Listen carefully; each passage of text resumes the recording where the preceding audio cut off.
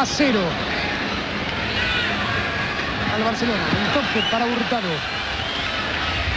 La falta. Aquí vemos a Purizaga, el arquero de Sporting Cristal.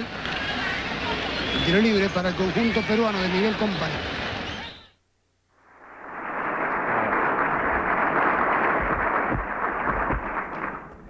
Well, I am honored and pleased as Punch to be here today.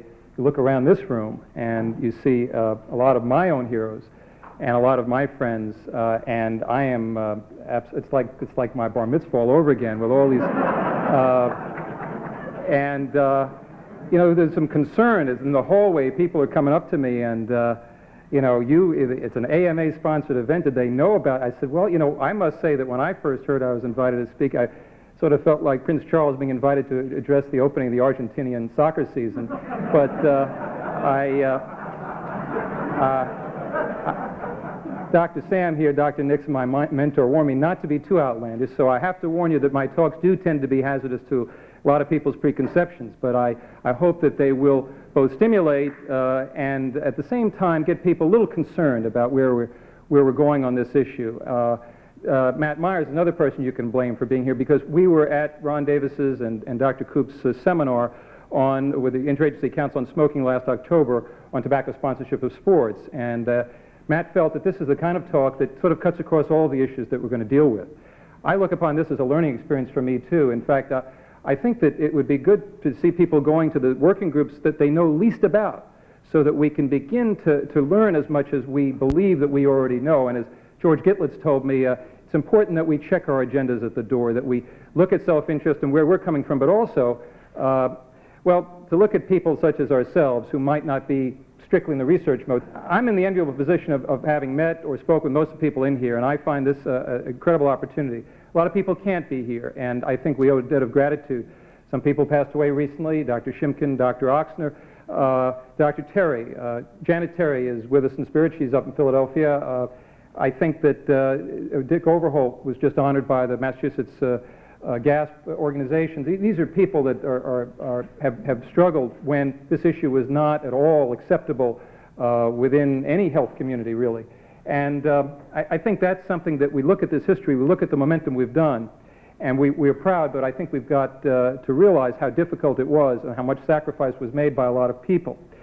I've spoken with every Surgeon General since Leroy Burney and talked with them about this issue and have been impressed how much they want to deal with it. Mike Perchuk and Dr. LeMaitre, David Burns, Don Shoplin, we edited all those years the Surgeon General's reports. And George Seldy is a journalist who in the 1930s was trying to bring this attention to the public and was censored by every major newspaper. Morton Mintz, who just retired from the Washington Post. Joe Davis, the medical examiner at Dade County, Florida, who was writing about death certificates and smoking back in the early 1970s with Charles Tate. And Tony Schwartz, my mentor in the advertising thing. I hope we'll see some of his ads today.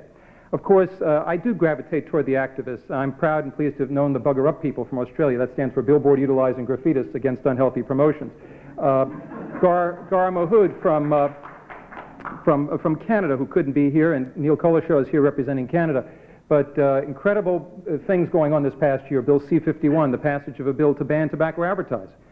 Not so easy to do in this country, and if I get confusing, just look in today's Houston Post. I had it planned that would be a backup, because I wrote about what I feel could be done about cigarette advertising. And if you don't understand that, then I got another exhibit over at the library. Greg Connolly, Ed Sweda, Stan Glantz, Gina Carlson, all the people, it's incredible to just selectively pick out, but I think it's important to know that the activists are who I have felt most close to. And so I say to the others, just take an activist to breakfast tomorrow and get to know them. The year was 1964. My father was in Luther Terry's infantry, you could say. He was a family doctor, a member of the AMA, and who handed me the JAMA and the Surgeon General's report when I was a high school editor and said, read this is fascinating. And JAMA had an editorial that I used as the basis for an editorial I wrote. And what's so fascinating is today he would have been 80 years old. And in effect, it's something that I know that he got me involved in, and I'm thrilled to have the opportunity to carry it on. I would say, as Virchow said, a famous pathologist, you're not going to publish in my journal unless you're willing to make a fool out of yourself in public. And that's the way I feel about the medical journals I edit, about the way this issue is. And I think that the whole language and linguistics of this issue has had to be changed. Just as Jesse Jackson's talking about African Americans now, that's going to best be the language that we should be dealing with. So I think we've got to start looking at what the words anti-smoking and smoker and non-smoker, whether this is really getting across to the public. Can we look at linguistically at placing what we would like to be known as, if we are all agreed, in the language? To the average individual, to the Red Man Chew tobacco tractor pull that I went to, will the people attending that understand that we're not here to just talk about telling people what to do with their lives? We're here to try to change the language, and I always tell the story of Harry Truman, who was a very salty president, and who was at a garden show, and a woman asked him to judge her flowers, and he said, well, those are damn swell flowers. You must have used some damn swell manure. And the woman by this time was beet red and went over to Bess, Harry's wife, and said, you should be ashamed of yourself.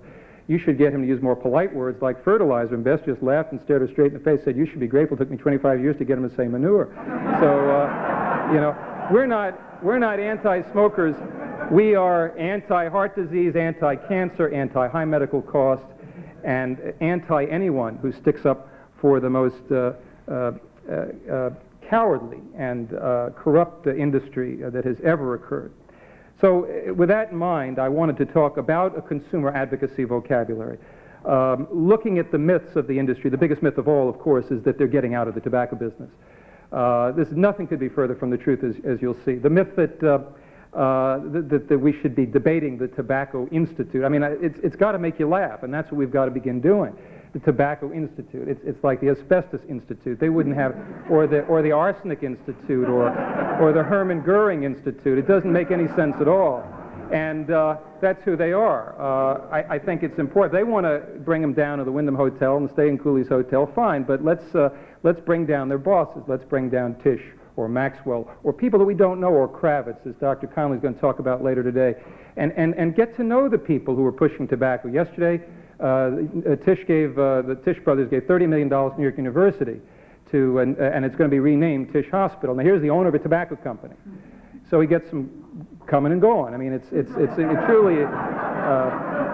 But the last time I debated a tobacco industry person was 10 years, and I quickly learned, as someone told me in Texas at the TMA meeting back then, was you don't wrestle in the mud with pig, because you both get dirty and the pig loves it, and that's basically the way we do. Well, let's just show who we are, and let's get right to looking at the imagery that we're going to be dealing with. We're going to be militant anti-smoking people here, and so remember that we're not anti-smoking, and the people from the media who have to run to the other side to get the other side of the story. It was once told of Utant, the Secretary General that if someone said 1 + 1 is 2, and the other one said 1 + 1 is 4, that Utant would probably decide 1 + 1 was 3. And that's basically the tragedy of the mass media coverage of this issue. And that's the problem. There are no two sides with 90,000 deaths a year. The true smokers' rights movement can't be here today. Most of them are 6 feet under, and that's the problem. We don't really have this particular issue well represented. But 100 years ago in Texas, you might have gone into a saloon and seen a typical father and son bellying up to the bar with, of course, the spittoon at the bottom. And then something happened in medicine. Koch's postulates discovered that if you spread tuberculosis, you did so through spitting, and people began to associate spitting tobacco with tuberculosis. And so a number of legislators began to agitate for more anti-spitting ordinances, and thus the tobacco companies at that time, which made tobacco largely in plug tobacco, cigars, and pipes, had to shift gears and to create the promotion of the mass inhalation of smoking through cigarettes. And so we've really changed that, right? We've gone away from tobacco. We've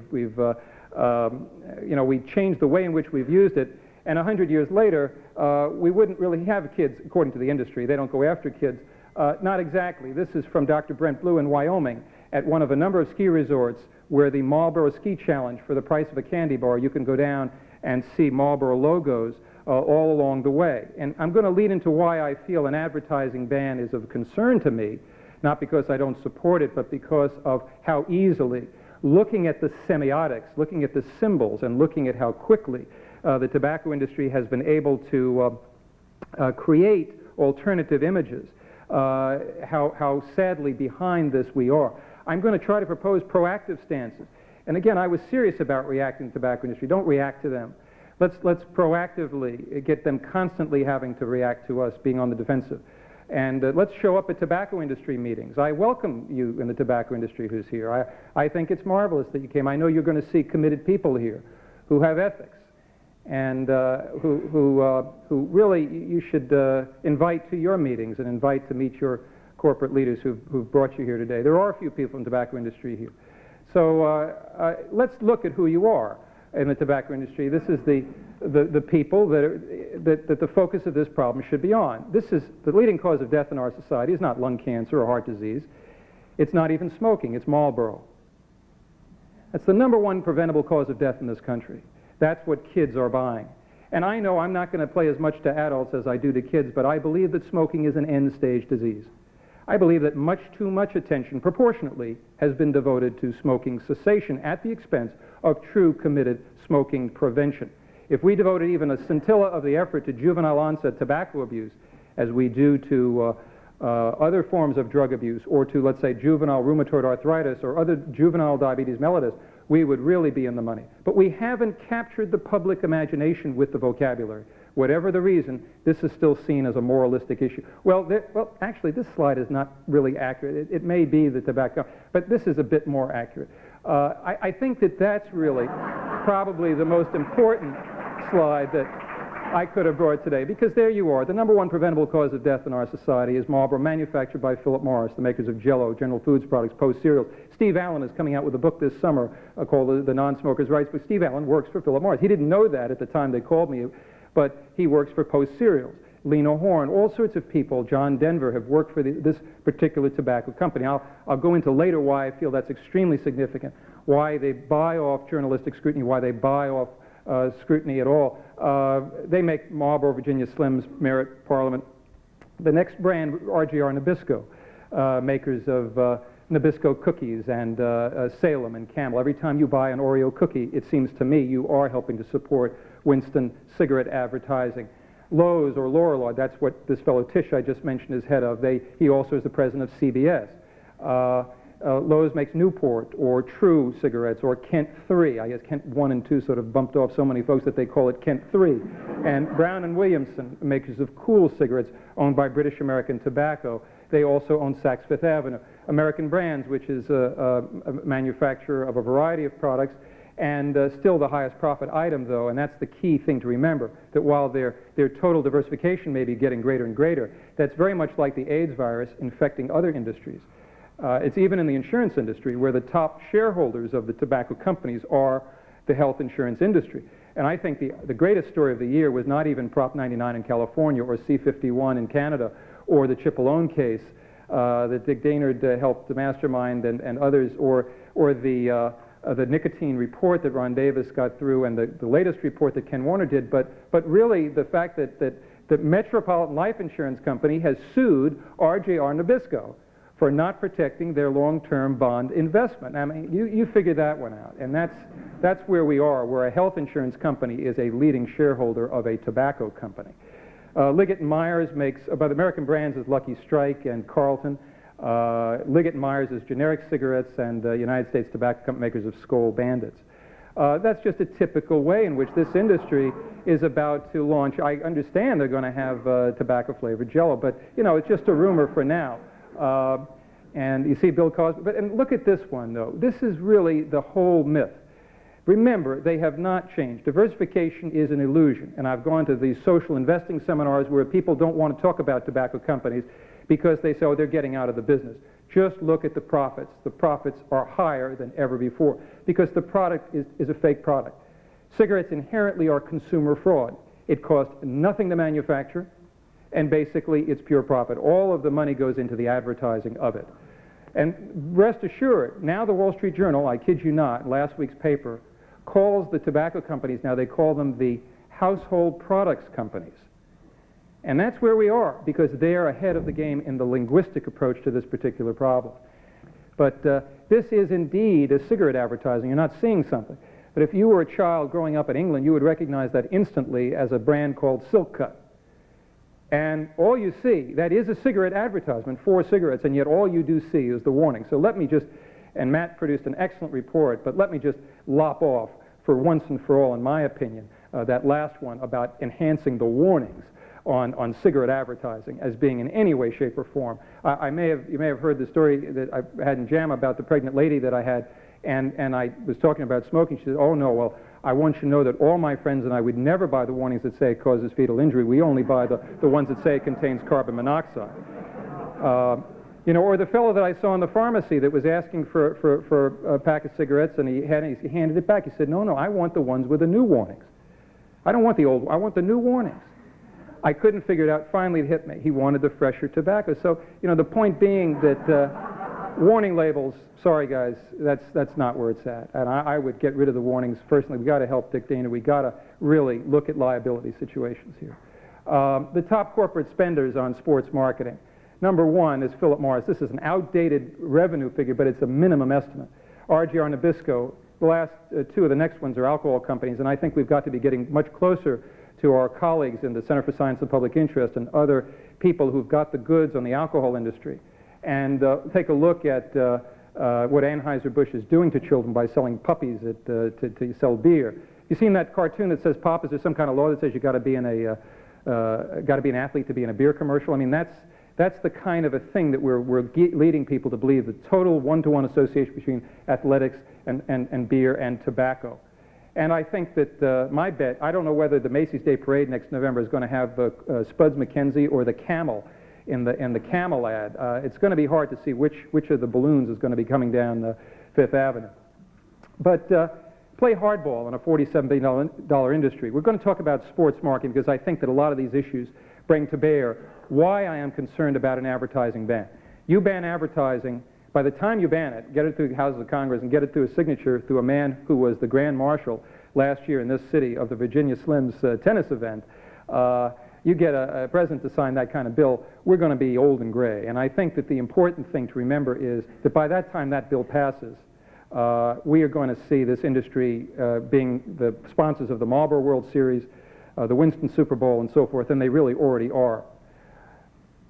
The top 5 smokes in sports, according to Sports Inc., a magazine devoted entirely to the business of sports. Marlboro Red. They are in the Marlboro Racing Team, the Marlboro Soccer Cup, the Marlboro Ski events that you saw.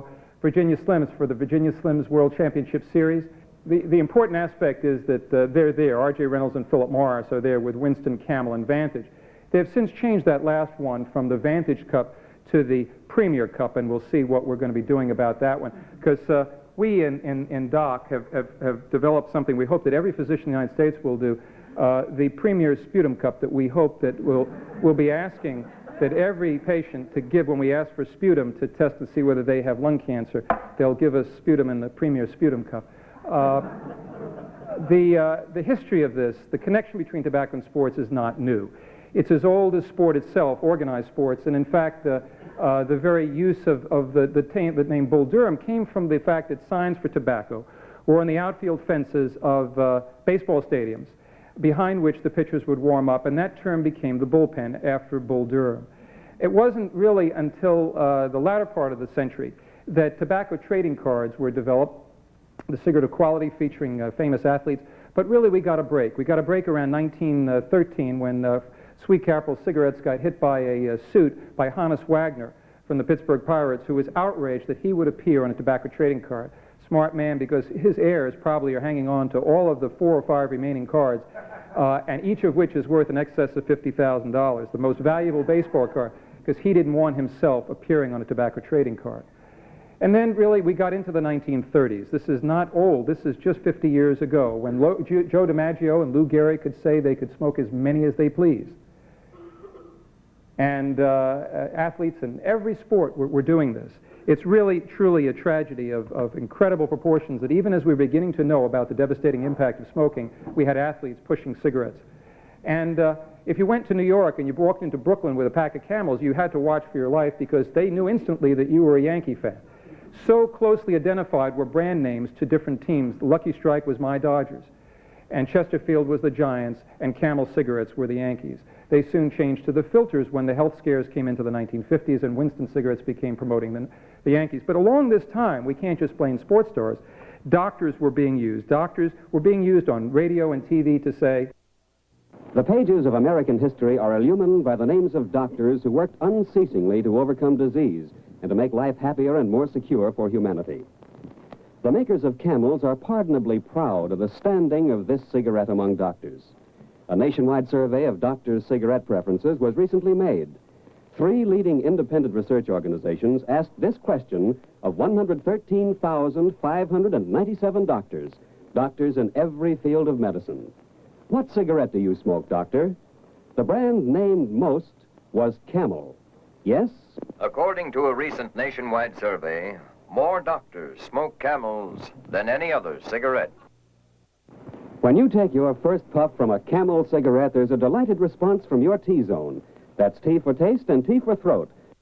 well, they used to talk about the T-zone, T for taste and T for throat. We say today, unfortunately, T for tracheostomy, which is the hole you've got to drill in the lungs. But I think it's important to look at how this industry actually used doctors, and much of this is illustrated in the exhibit at the library this particular month.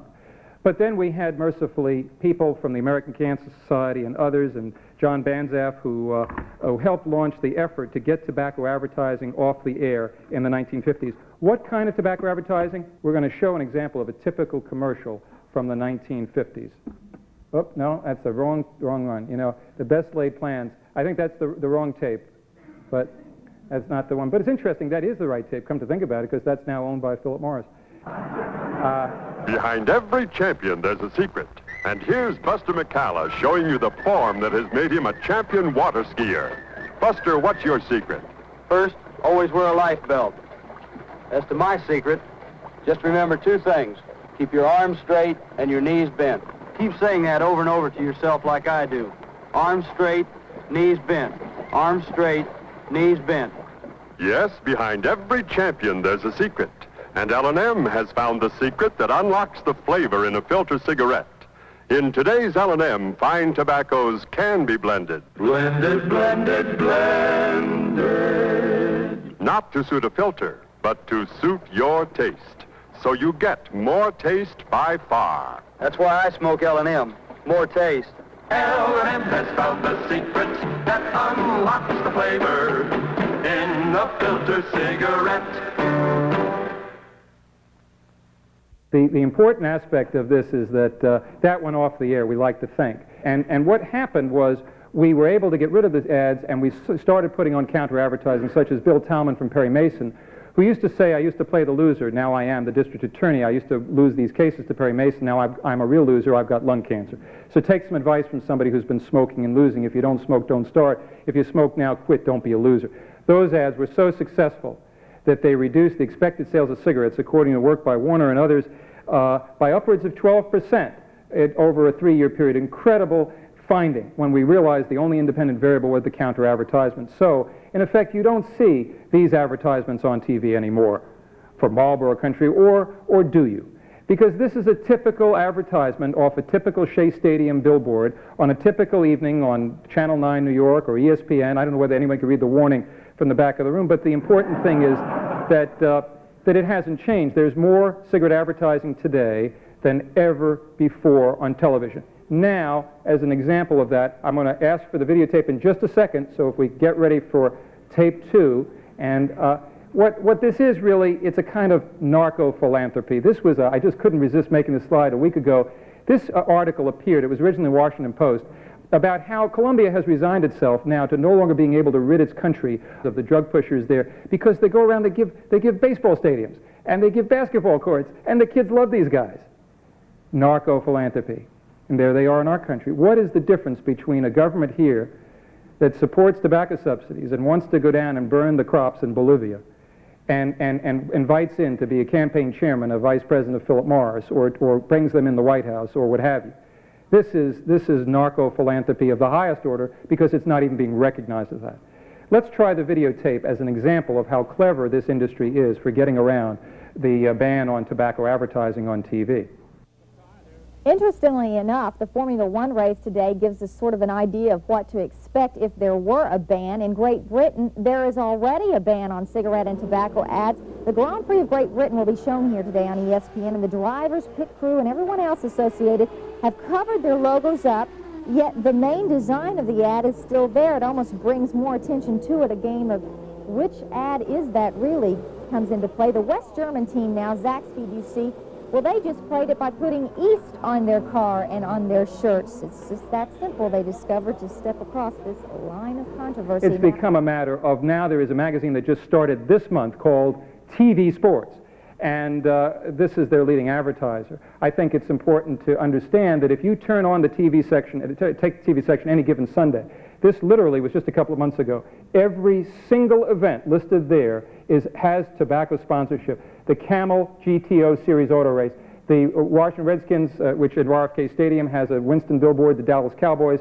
have a Marlboro billboard, Houston Astrodome Marlboro, Virginia Slims speaks for itself, Copa Marlboro, the American League champion Red Sox have Marlboro, and so forth. The Vantage, every single one now is tobacco sponsored. This is the Marlboro 500.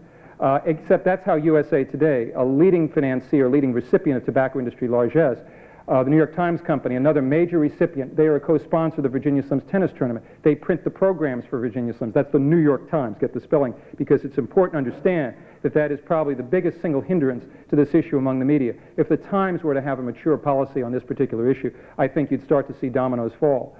But they don't. This is how ABC chooses to advertise the Marlboro 500. They decide for some unknown reason to call it the Michigan 500, even though when you turn on ABC, you see it referred to only as the Marlboro 500. And this is indeed the typical driver there. I don't know if anyone can make out what's on his helmet. That's the logo of Spider-Man.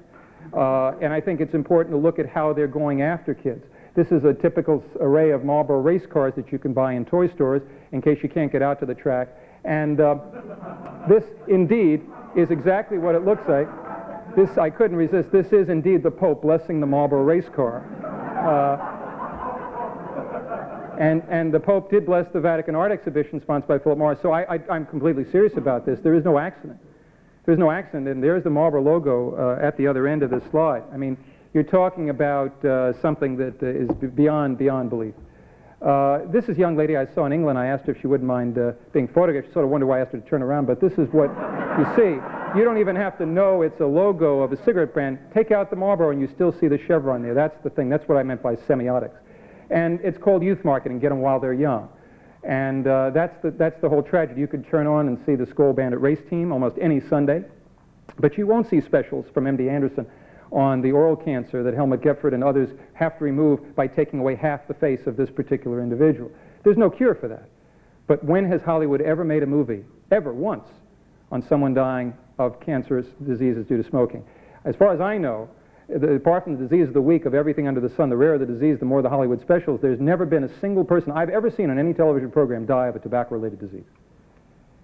And here's the Camel Proceed. And I did this just because I didn't want to confuse you. Up at the top there, it does look a little strange to see the AMA there, but that is in fact the American Motorcyclist Association. So we want to set that record straight right here. When you hear the if you turn on the broadcast, you'll hear them talking about how the AMA is supporting camel racing, and it's unbelievable to hear the actual tape of hearing them praise the AMA. But Valvoline, Miller, PPG, this is from a company that actually measures the sponsorship time and on TV in-focus exposure, and you'll see a discussion, brief discussion about how Skull Bandit, Marlboro make their way around the law in a slightly different way. Everybody's eligible to subscribe to it, but not really everybody would want to.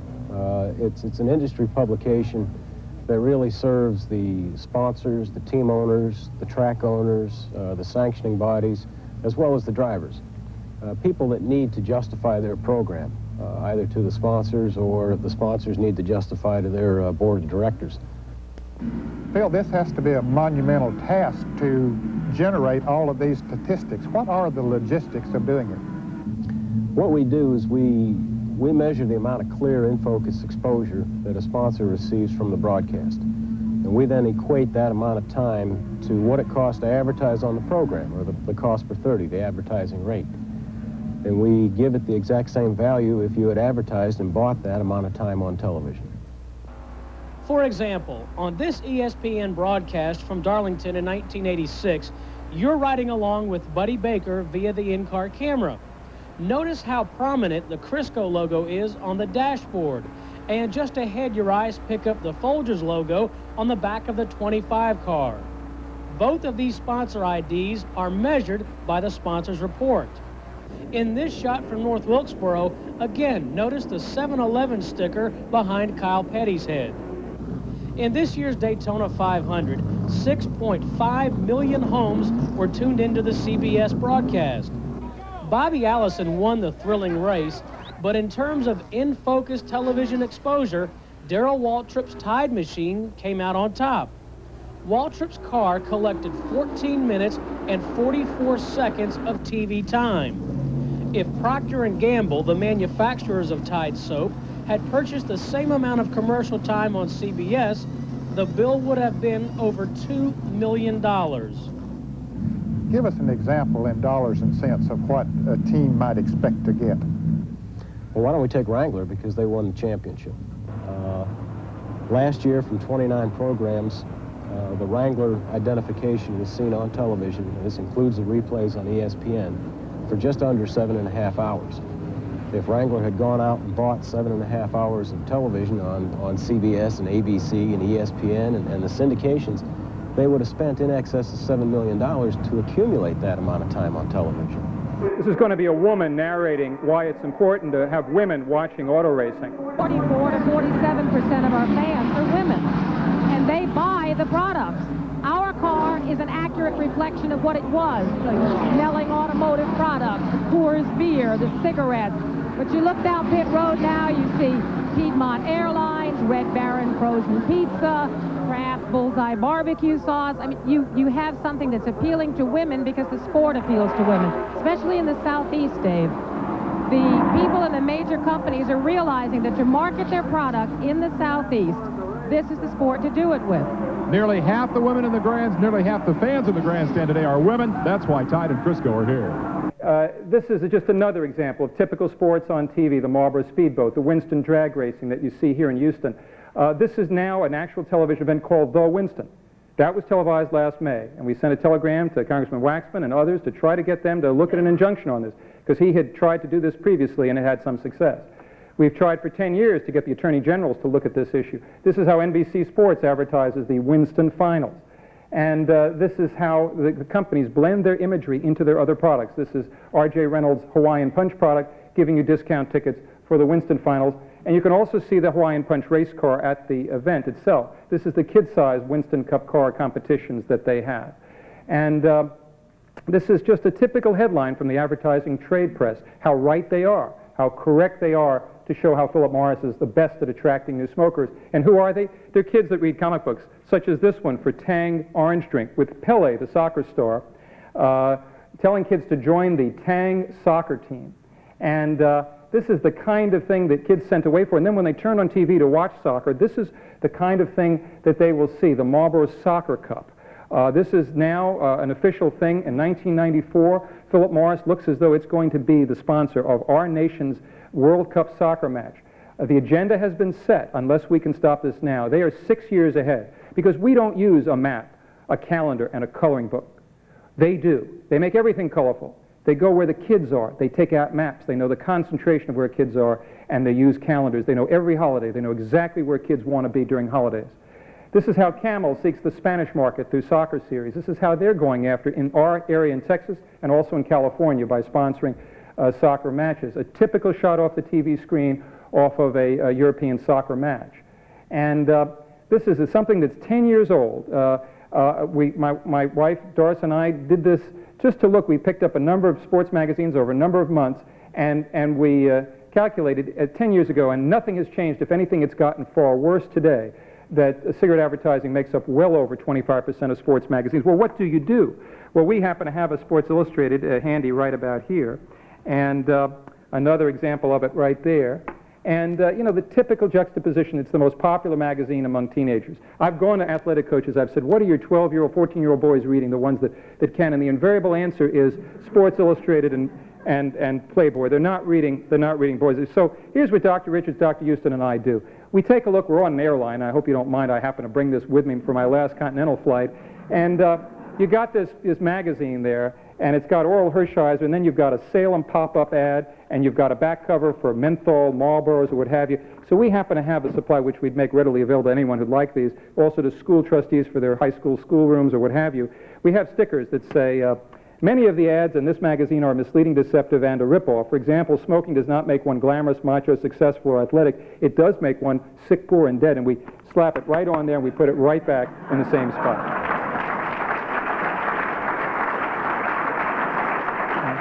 This is a typical shot from 2 weeks ago from Sports Illustrated. Just a typical, average, ordinary shot of some basketball player. And this is their advertisement in tobacco trade publications, urging you to come out smoking and get what they call the 18 to 49-year-olds. It's an actual ad urging tobacco advertisers to be sure to reach kids. And as Dr. Connolly will tell you, there hasn't been a single mention of the tobacco problem in Sports Illustrated in its 30-year existence. This is Florence Joyner, a lookalike, who's done remarkable things, and look how quickly she was used, a lookalike of her, in the Marlboro Sports Calendar every month. Now, how would you like it if kids learn to read by reading your ad? Says, believe it or not, Sports Illustrated for kids, with such advertisements as Philip Morris can produce for the Kool-Aid sports coolers just for kids. This is the trend of blending their sister and brother products in. Well, what do? I wanted to launch into some counter-advertising measures, but first to tell you why. I truly believe that paid counter-advertising is the first and foremost objective that I would like to see to direct this industry out of town, laugh them out of town. I think that the proof of what we saw when the counter-ad started to go onto the air is evident that that's where we should be using that, and use your dedicated excise taxes for that. I feel that the very best bill that's being presented in our tobacco and promotion section is Senator Bradley's bill, which would remove the business deductibility of taxes of cigarette advertising. And that in and of itself would provide as much revenue as anything to produce the campaign that we're talking about. And you can tell how hard the industry hates that bill, because that's the one they are fighting most against. And the advertising agencies are fighting most against it. That would not be unconstitutional. That would have no problems, and it wouldn't involve any additional taxes. A ban on tobacco advertising is obviously what we all would love to see, but I don't see how. I think we should work for it and then probably get a compromise with the ban on their deductibility. The Clean Air legislation is where Americans for Non-Smokers' Rights, GASP, and other groups have really had the sine qua non of success in this country. We are way ahead of the world, and thanks to Congressman Durbin and others and Senator Lautenberg, we have really made our country on the map as the leading clean indoor air and indoor air pollution control country in the world. This is a revocabularization talk. I hope I've given you some ways to look at this. Low tar becomes low poison. Ways to talk to people about turning around the vocabulary and the language. Let's not take school-based campaigns for granted. I don't think we just should give kids lectures on the dangers of smoking. We need to involve kids. Next year, I'd like to see this particular conference, if it's held again, held at a junior high school, such as last night in Waycross Junior High School in Waycross, Georgia, where the Ebony R.J. Reynolds Moore Fashion Fair was held. Maybe we ought to go to junior high schools just like tobacco companies do. And look at litigation, support tobacco product litigation. I think we can look at how we can work with the legal profession, Bill Townsley and other attorneys that are here. I believe in criminalization. I know some people have suggested in this state that we should cut off the finger of drug pushers. And I don't know, I think that's a little bit too harsh. But I don't know, it might be, see if Tish or Maxwell or some of these tobacco people might cotton to that approach. I think that that's not exactly something that we should rule out, but I hope that we look more at just reacting to what the industry does, and let's take the initiative to look at divestment, look at boycotting, look at teen access and fire legislation, Joe Ty's work in teen access, and worldwide coordination, which is just beginning in part at this conference and other conferences. Jim Swamley is going to have the agricultural group. And unfortunately, if we don't watch out, and every one of us believing there should no longer be tobacco subsidies, we could wind up putting tobacco in the hands entirely of the tobacco industry from seedling to tumor. And I feel that that would be a very dangerous thing. That's the only area they now do not fully control. Cessation programs I put last but not least, because I think we can learn how to apply to kids what we've learned from talking to people who smoke. DOC was founded in 1977 to educate the public in refreshing ways, especially young people, about the major preventable causes of poor health and high medical costs. We now have over 5,000 physicians and med students and over 100 chapters that Dr. Houston, Dr. Richards, and I have helped to organize. We have injected humor, and that's been our whole approach, to laugh the pushers out of town. And so originally we looked at this kind of advertising, and as much as I love Scott Ballin and the American Heart Association, I feel that that just ain't where it's at. We're fighting for your life. I mean, research is good, but Let's use the opportunities we have to do more than just public service advertising, because the tobacco companies come along and they say, we offer you more, because they know how to buy their space. And as Tony Schwartz has told me, the definition of public service advertising, you know, that's the ads that are on at 3 o'clock in the morning telling kids not to take rides with strangers, when the only people up that time of night listening are the strangers. So we wanted to get up on billboards too, but we saw that Ed McMahon informs me that the owner of that billboard is the 3M company, Minnesota Mining and Manufacturing, makers of Thiolair, Riker Laboratory products, and other brands for our lungs and health.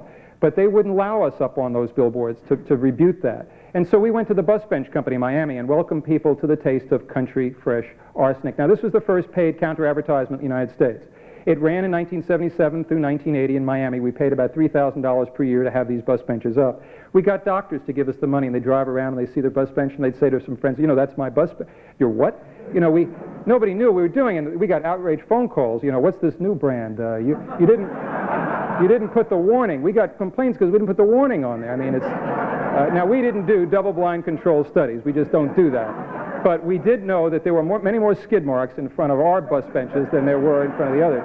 But in any event, then this macho dope came on the scene. You know, I smoked for taste, a cigarette in his crotch, and we simply had him reposed with a much more relaxed, debonair guy with a cigarette dangling out of a different orifice saying, I smoke for smell. Now, this is the kind of approach that even 10 years later can still get kids all over the place laughing. And you can extend this campaign. We need to build on the same theme. You go to a party, you know, and or the debonair couple of the 1980s, you know, they smoke for smell. Now, this next guy looks very uptight. You know, golden lights, you really know you're smoking. Doesn't look too cool. He's got retouched eyes, and so we wanted him to be relaxed, so we got our model to say yellow lights. They'll really know you're smoking. And, you know, that's really the whole approach, to laugh the pushers out of town, to begin to engender good, cogent ridicule. And we look, though, at what happens when Virginia Slims comes to town, and we take a look at the way in which Chrissy Everett stands in front of the Virginia Slims logos, and Zena Garrison from our own city here, pushing drugs to kids. Notice the sponsors. They always have a rock station. They always have an airline. They always have a perfume company. And in California, the Virginia Slims had as co-sponsor Mattel Toys. This is a ménage à trois. It's not just tobacco companies and sports. It is other seemingly disinterested corporations that the tobacco industry has infected like the AIDS virus. And so we take out our own ads. For the emphysema Slims, you've coughed up long enough, baby. And whereas they use 12-year-old boys as ball boys, we bring in Martina No Smokanova, who dresses up at our emphysema Slims tennis tournament and welcomes people to this particular event, which Dr. Richards has put on, which we have one here. And Surgeon General Koop and Dr. Steinfeld and others have come down. We've had a congressman give awards out at that particular event. And last Friday, I went to the Red Man Chew tobacco tractor pull here at the Astrodome. And of course, what do you do about something like that? Well, our Nebraska chapter has the Dead Man Chew softball tournament that they have every year to call attention to that particular product. What happened last year, I heard that the U.S. Boomerang team, which I didn't even know we had, was going to Australia under the guise of Philip Morris sponsorship. So I called them up and I said, you don't want to do that. And they said, no, but who else is going to give us the money besides tobacco? And I said, what if we did it? So we raised, in about a week, $9,000 from doctors all over the United States and many others in this room, and we sent the U.S. Boomerang team, not the logo and the boomerang of Newport cigarettes, but we sent the real U.S. Boomerang team wearing our logo, the international no-smoking symbol, to Australia, representing America and Doc, and they won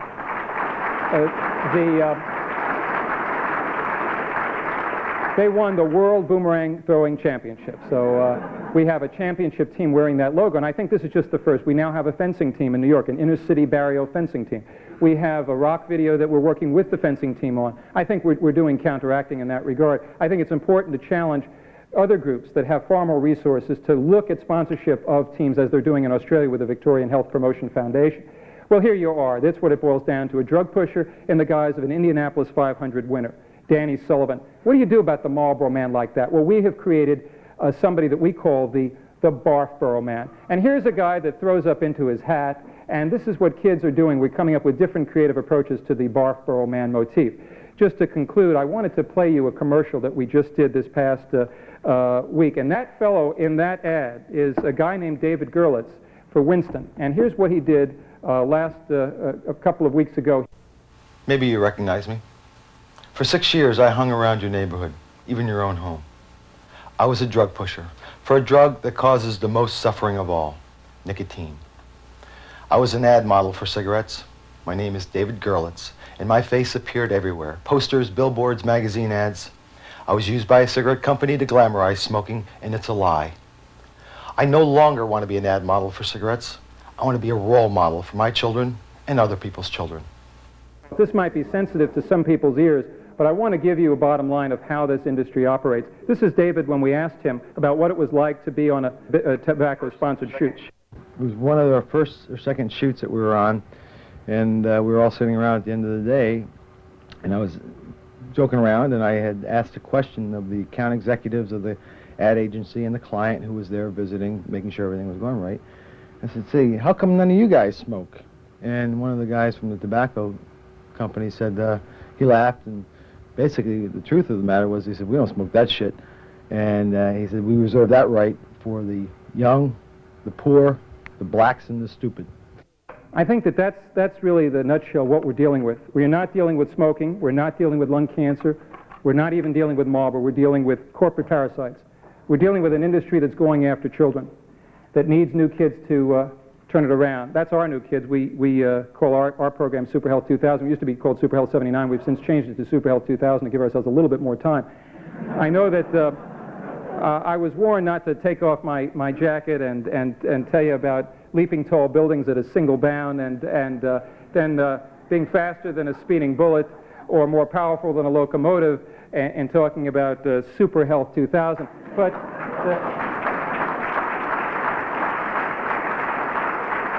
the fact of the matter is, I didn't know precisely how I was going to be here. I didn't know really what shirt to wear. I didn't know whether to wear my Winston drag racing shirt with the Skull Bandit Pontiac shirt, or the Camel giveaway T-shirt, or my son's Winston T-shirt, or our little nephew's Virginia Slims T-shirt that I bought here in Houston, or the Winston drag racing shirt. And for that matter, I didn't know what hat to wear. What was I wearing? An activist hat, a scientist hat, the Virginia Slims hat, or the Red Man tobacco chew? And when I bought this, I said, "Do you have one for kids?" They said, "Oh, it's easy. You just put that back there, and that'll fit any child."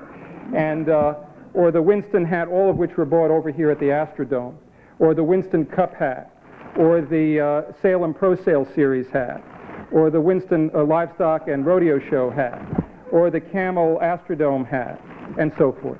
I think what we're dealing with are people who are running rings around where we are today because they have control of the semiotics.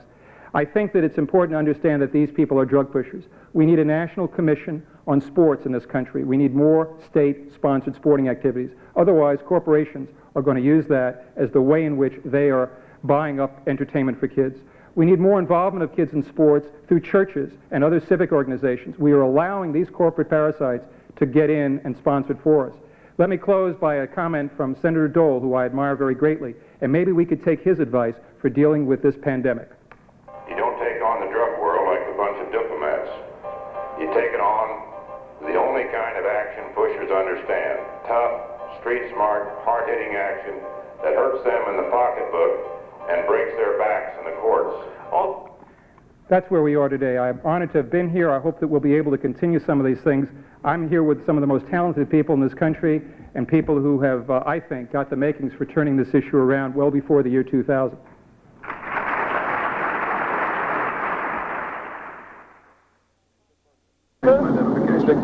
There is an official competition to determine the most popular driver in NASCAR, and it comes complete with ballots and voting and all the rest of it. But we here at ESPN decided to conduct an unofficial most popular driver contest, and in order to do it, we thought we'd take a look at T-shirt sales. There's a mountain of souvenirs. T-shirts and caps picturing hot drivers are most popular. They come in all styles, from the splashy, tacky, to the clever, to the expensive height-of-speedway fashion. All these trailer trucks crisscross America in the big business of driver popularity. This I don't understand. You got a Kenny Schrader hat, a Bill Elliott T-shirt, and you're standing here at the T-shirt sales place for Dale Earnhardt. Who's your guy? Kenny Schrader. How come? Because I like him and he's real good.